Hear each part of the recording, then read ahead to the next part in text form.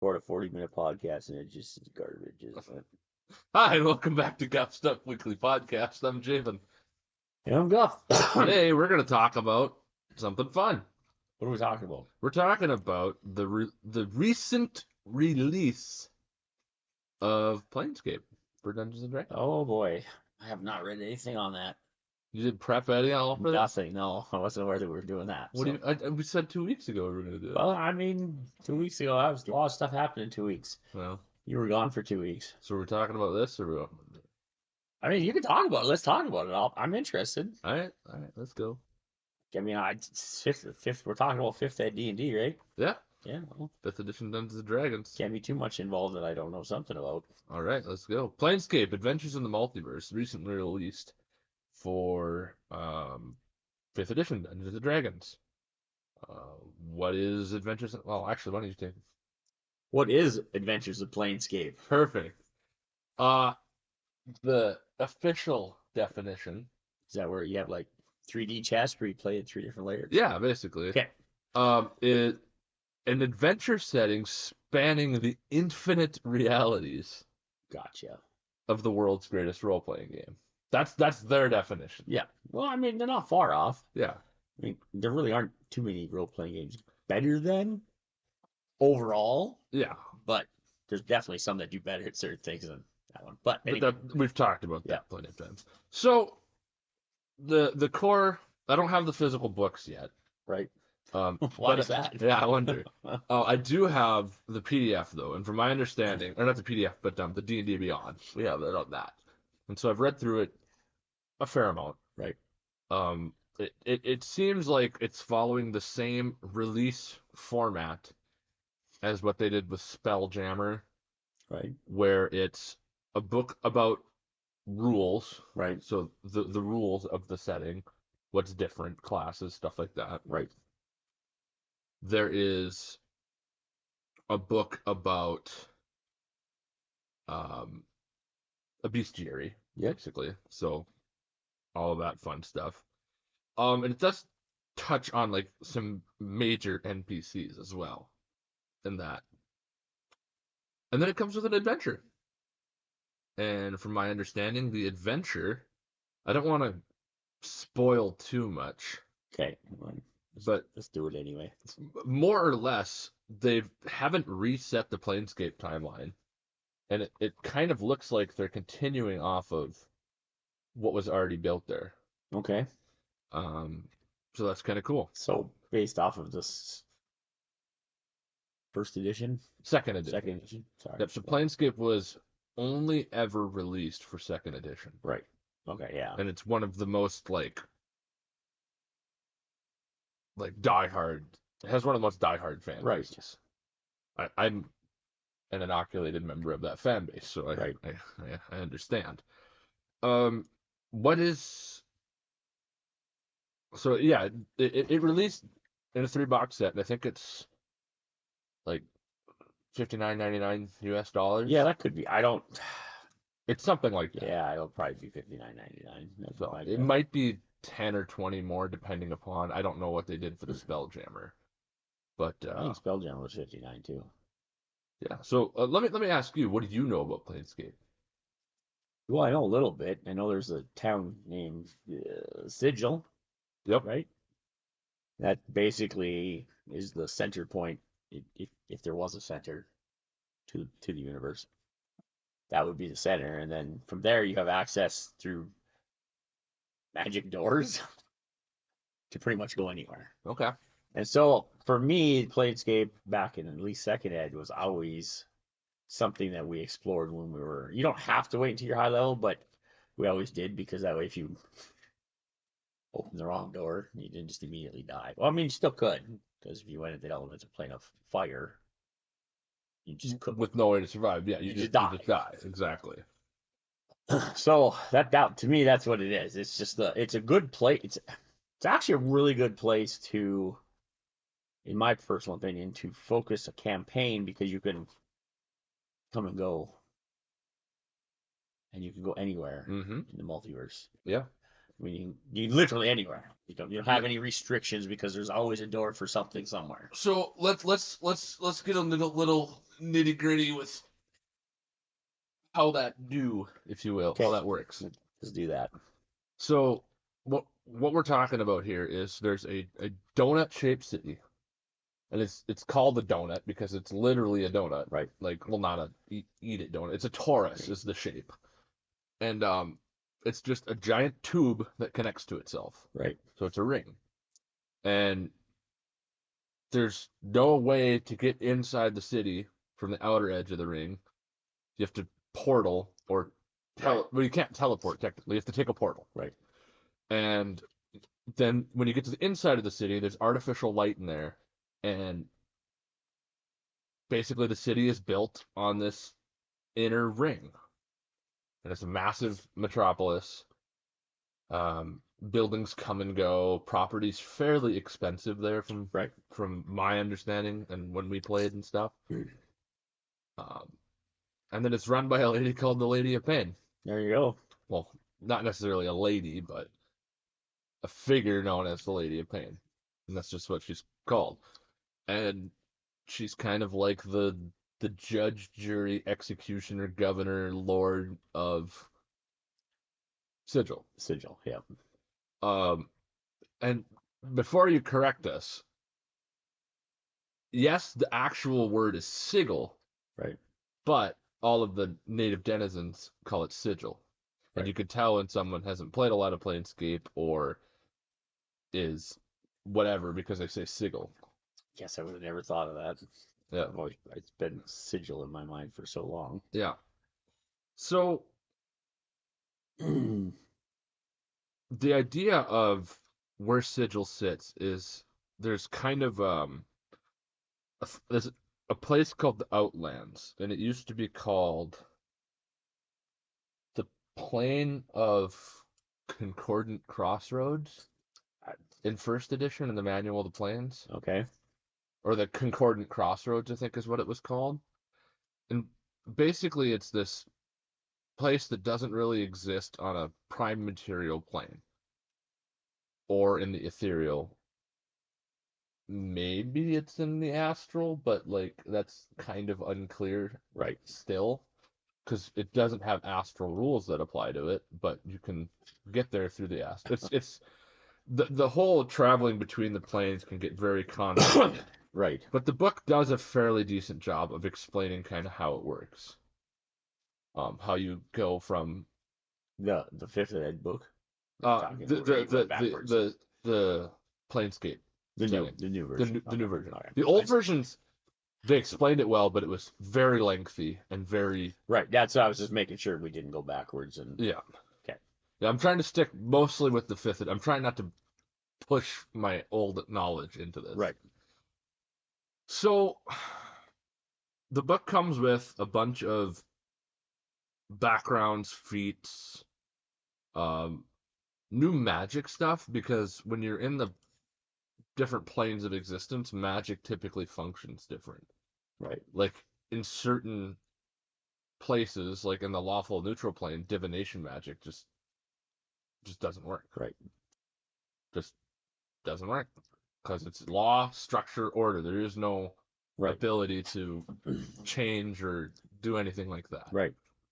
Um, and so the whole idea of Planescape is when someone in a prime material plane, so let's say a prime material plane, a definition would be something like Toril or Earth or what's the Dragonlance world called again? Mystara? No, that's a different one. Anyways, whatever D&D campaign you're playing, typically you're playing on a prime material world. Greyhawk and Orth and Yeah, for the life of me. Toril, which is the Forgotten Realms. Right. I mean, arguably one could say even like Corinne was the planet. Corinne, yeah, okay, that's the one I'm thinking of. Fictional world of Corinne, yeah. So the idea is that when your character dies, or when somebody dies Mm-hmm. in a prime material world, whatever alignment they had, they pass into that afterlife. Okay. And they call it the Great Wheel, and it's a giant circle out in the middle of the astral sea somewhere in the outer planes. They call it. It's not actually in the astral sea, but Right. that's the conduit realm, if you will. Okay. You travel there, and then you start at the bottom, whatever pecking order they have there, and you kind of work your way up. Okay. So a great example is an evil person dies. Right. Um, if they were lawful evil or chaotic evil or neutral evil, most of them, what happens is they get turned into larvae in the Grey Wastes. You reincarnate as a larva in these outer planes. That's pleasant sounding. And then the night hags come by and they collect all this larva and then they sell it to the devils, the demons, and whoever else wants to buy it. And then they bring it to their respective plane and then they start to nurture it into whatever being. So all of the devils that are made, well, not that have been made, but a lot of them that are made now, um, are made because an evil person dies and some pit fiend decided to purchase their soul, more or less. That's why the whole soul collection thing comes in, trading your soul. Right. Because you can bypass the whole larva process. Right. And then they don't lose money on paying the night hags. Right. So that's kind of why like that trading your soul thing works in makes D&D. sense. That's how they do it. Okay. I didn't know anything about the larva stuff. Yeah. I don't know. And then from a larva, you could technically make your way up through the ranks and become a pit fiend eventually. But from my understanding, you don't keep your memories though of your past life in some of them, or it's hazy. Right. It depends upon what plane you go to. That's a like That's just an example of like why we have the outer planes. Right. It's because when you die, you have to go somewhere. This is their afterlife, more or less, in D&D. Well, at least in the canon D&D. Right. But you can travel there, which is kind of crazy. So you have Sigil, Right. Sigil, Yeah. where you can travel to, and it sits on this plane that is connected to all these afterlife planes. Right. And basically, it's a realm that lets you interact with the outer planes, these mystical places. And they have these gate talons in there, and you can like travel through portals that are like being connected to all these outer planes. Right. It's a fairly convoluted system. Is it still just doors, random doors, go to random places? So, I mean, some doors are very specific where they go, obviously, but so with planar travel specifically, let's use Sigil as our example. right. Let's go right off of the book here. This will be the easiest one to do it. All of the portals in Sigil are controlled by the Lady of Pain. Okay. She could choose to open any portal or close any portal at any time. And so you can't have higher powers, deities, very strong, aligned creatures coming into Sigil, causing trouble, because she just will embargo it. Boom, you can't come in at all. Eat them out. That'll be it. Huh? Well, and then she has the ability to yeet anybody in her quote unquote realm into her mazes, which is a whole other thing. Damn. But portals and Sigil typically have quirks, and they've done this system in the book to help you determine whether a portal is one way, whether it is slow, whether it is a temporary portal. And then the idea of portals and Sigil is that everyone has a key. And a key can be anything from like, say you walk through this archway, nothing happens. Right. But if you're holding the tooth of a hellhound, right, it might transport you to the first layer of hell. Right. Because you now have that item, the key, that is required to activate that portal. And so it's this idea of like having a functioning knowledge of what can get you where. And all that stays that in 5th ed stuff. Yep, there's still the keys and the quirks and stuff like that in 5th ed. I'm glad they didn't like try to modernize that and make it simpler. I like that randomness because you may loot something or steal something you don't even know. That's which I mean we did at one point. We managed to get a loot from some dead guy somewhere. We looted his body, go through a door to walk into a bar, and all of a sudden we're somewhere we're like we have no clue where we're at. We ended up being in the abyss somewhere, which wasn't really cool, but it's pretty cool how that works. That you just have no clue.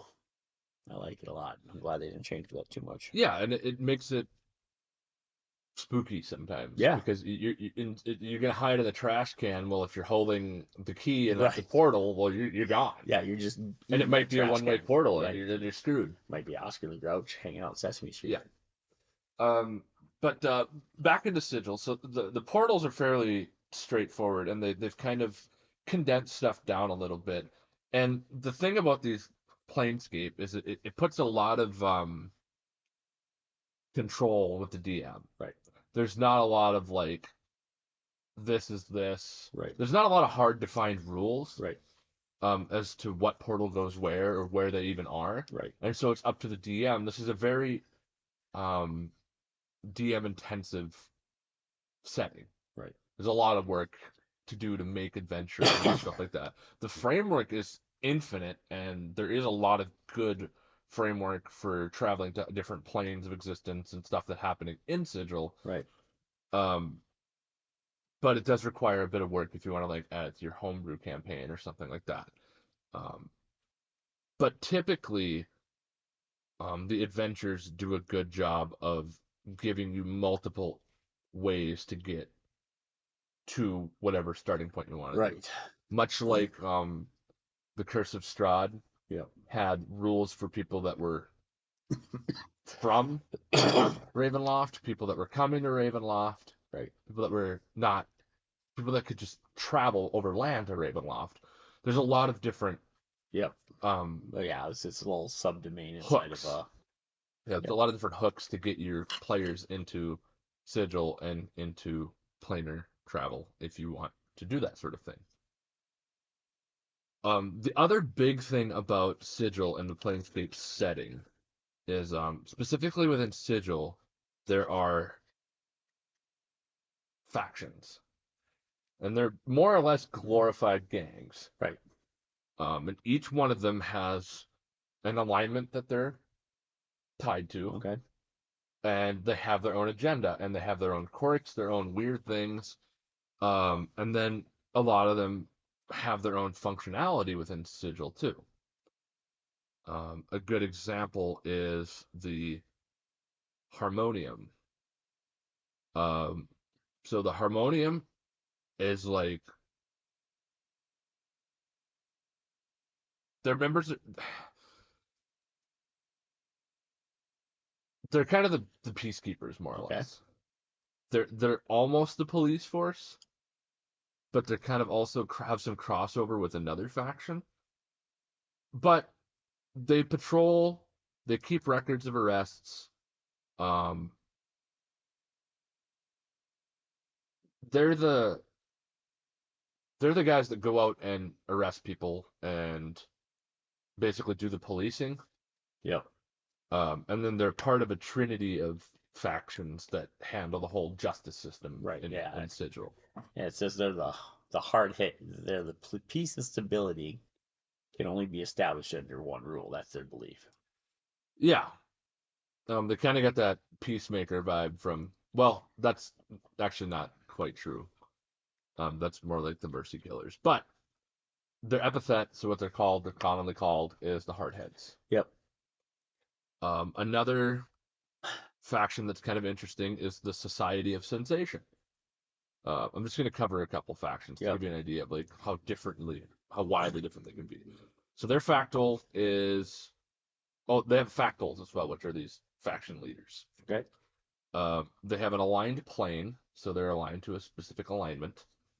The members of this are typically artists, entertainers, and revelers. And their epithet, what they're commonly known as the sensates. Okay. Um, their idea is that they perceive the multiverse through experiences. The more varied, the better. By experiencing everything there is, every sensation, emotion, thought, everything, one can understand the entirety of existence. Yeah. So it's this kind of hedonistic, sensational faction that's all about just going around, being free spirited, Right. and just experiencing everything. It's interesting. And there are minor factions as well. Um, a few of them, but nothing crazy. Um, I guess the next section would be like the different sections of Sigil. Yep. Sigil. There's different wards, and each of the wards is like a city district. So you're saying Sigil's pretty big. It's fairly large, yeah. Um, and it's a great nexus point for any sort of planar campaign that you want to. It's the perfect nexus point, quite honestly, for planar adventures. It's kind of just the way to do it. Right. Well, I like it. I liked it back in the old day. I imagine in the modern times it probably wouldn't be so bad either. Now that you've explained it a little bit and seems interesting. I mean, yeah, there's a lot to go on, and the bestiary is awesome. Like, there's some of the coolest monsters, most weird, wacky Right. monsters you'll Yeah. ever find. Pretty much every monster in the Planescape setting is one of those niche, weird Yeah. It's monsters. it's it's one of those things that you can throw it. You can as a DM you can throw at somebody and they probably never encountered it before and have no clue how to react to it. They expand a lot on the Modrons. They're very important. They expand a lot on fiends, so devils, demons, stuff like that. Although most of that is already done. Right. They do expand on celestials a little bit by adding archons. Okay. And then they add one of my favorite monsters of all time, cranium rats. Cranium rats. It's a rat with a brain that sticks out of its Huh. head, and the more of them you get together, they begin to develop higher intelligence and the ability Oh. to cast wizard spells and Oh psionic God. abilities, and they're just absolutely wild. Sounds horrifying. They are. Um, It's also a musical instrument, by the way. When you search for harmonium, musical instruments come up. Just thought, let you know. um, the adventure that comes with the box set is. It looks like it would be pretty fun to run.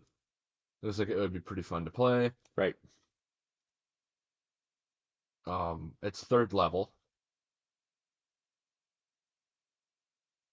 and it has a lot of really cool things to get you going. Um, but like with any um, module, you should be able to scale this up, or Right. if you need to. Well, I think with the fact that you literally can open a door to wherever, and it can be anything that you can be a key. It can be the trash can or the bathroom or whatever. Mm-hmm.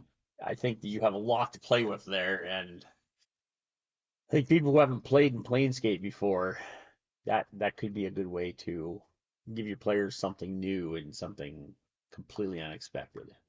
Yeah, and the other awesome thing you can do in Planescape is I don't want to talk too much about it, but there's this thing called the Blood War. It's it's Yep. demons fighting devils, more or less. Right. And one of the things that we had happen a long time ago in a Planescape game was the players were caught fighting a bunch of high level, high CR, if you want to, that's what they call it now, Yep. That's what it is now. Yep. um, devils. And they were kind of getting wrecked. Right. Well, I mean, Well, one of the players had a portal key, um, or maybe it was an NPC. I can't remember. Long story short, somebody opened a portal and a bunch of demons came through. And now you're like, oh, now we got to fight devils and demons. right. Well, no, the players just backed up, and the devils hated the demons more than the players. Right. So then they just started going at it. And by the time it was all done, the players were already out of there. right. They just bailed out. That's a good way to do it. It's a GTFO. Get the frick out of there. Yeah, and that's the kind of cool thing. So Yeah, Planescape, check it out. One of my favorite settings. I probably didn't give it a whole lot of justice here, but there's a lot to cover. Right. No, no, yeah, there is a lot to cover, and it gets to be kind of wild. So do you think that you think this is going to be something that's going to be popular? You think Wizards is going to keep on this, or you think this is just like a one and done thing just to satisfy the hardcore people? It's tough to say. Like with Spelljammer, they released a fair amount of material for it, and then they just haven't said anything about it after Yeah, that. I haven't been paying any attention to the development of And the I Planescape think stuff, that's but just kind of how they do settings now, okay. is they just release a book here or there about it, Right. and then just that's it. And then I don't know what their release schedule looks like. I don't know anything about No, I that. don't either. I should probably pay Um, more attention to that, I but suppose. there is an absolute wealth of information out there. And from what I was reading in these books, and I've done a little cross referencing more or less, the characters, the NPCs, and what's the general how Sigil works Right. has not changed at all from second edition. Okay. So if you want to, you can get practice by doing this too, and this is a really good skill to have. You can convert the second edition modules and source books. Right. It's a little bit of work. It's intensive. I get that, but you can pick up the PDFs fairly cheap Right. from whatever website is your preference. Right. And yeah, you can convert a lot of second edition material to fifth edition. And honestly, this is probably going to be a good skill to have because you might need to learn how to convert between editions Right. because a new edition's coming out. Yeah. Yeah. No doubt. Even though it's supposed to be compatible. I don't know how all that works, but So I guess that's some good advice for new players and old.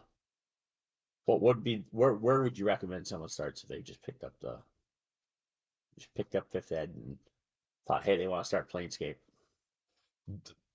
so they Like, just picked up fifth edition and they want to start yeah, Planescape. like where would you start? Uh, I mean, with the module that comes with it. I would start with the module that comes with it because it starts at third level, Okay, which and isn't third crazy. level, I actually think it's easier to start at third level than it is first level. Yeah, There's a well, little bit more things to know, but but everybody starts with their subclass then too, subclass, and all all that that, you don't stuff. have to Yeah, plan ahead. You don't have, right, you don't get blindsided by anything right, two levels later, and then all of a sudden you're overwhelmed. Just be overwhelmed from the get go, right, figure it out, and then play. exactly. And with all the character creators and character sheets, virtual character sheets, making a character, there's tons of YouTube videos, all that fun stuff. Right. And then if you want to learn any more about the lore of Planescape as a DM, like say you want to DM this, um, the Wizards of the Coast YouTube channel, D&D Beyond, I think, Yep. um, they have tons of material that they've talked about, and I'm sure there's a plethora of information out there. Right. I know there's several lore YouTube channels like AJ Pickett and some other Right. ones, Yep. Esper the Bard, that do tons of videos on planar ecology, biologies, all sorts of stuff. Mind breaking stuff. Yeah, Well, I suppose they're the ones that go out and dig in every freaking thing every somebody's nook telling and about. cranny, yeah. Okay. Cool. And there is a strong framework of past information that can be tapped into. Right. Yeah. I've said that to everybody who's played. You can always reference the old stuff and just modify it to be in the new stuff. Yeah, and it could be as simple as, and they've done enough printings now where if it shows you a monster in an old book, you should more or less be able to find it in the new Yeah. books and just do a one-to-one. Yeah. Otherwise, I don't know if there's any good resources for converting advanced Dungeons and Dragons or third edition or fourth edition to fifth edition. Right. But it's worth checking out and just seeing. I know advanced Dungeons and Dragons. I have a method for converting it to fifth that works pretty well. Um, 3.5 and 3.0 might be easier because you don't have to worry about Thackle and stuff like that. Right. But that might even be another episode. We'll talk about that. Anyways, that's Planescape in a nutshell. it's a lot to cover. It's hard to structure. There's a lot to cover. It's hard to know what to talk about when with Planescape because there's just so much. Right. I think the books they get my seal of approval, and Right. I went pretty hard at them because I'm a huge Yeah. Yeah. Planescape fan nerd, and they did a very good job of just laying down the framework for the setting. I like that. Good. Well, thank you very much for educating us a little bit in the chaotic world of Planescape, which I mean, call it what you will. It is pretty chaotic. Oh, absolutely. That's what I think what makes it so It's just cool. such an information overload. Yeah. And once you do enough Planescape, everything does kind of make sense. Right. Like there is rules that apply, and you can kind of make some sense out of the chaos. Right. But it will be a chaos soup when you first Right. eat it. Like you're just not Nice. you're not gonna know what you're gonna get. It's gonna be an absolute chaotic nightmare, and but it's so fun. Right. Like it's absolutely fun. I agree. The bit I did play back in the day, it was pretty fun. So, Okay. alrighty. Well, We'll until next catch you. time. Yeah, catch you next episode. All right.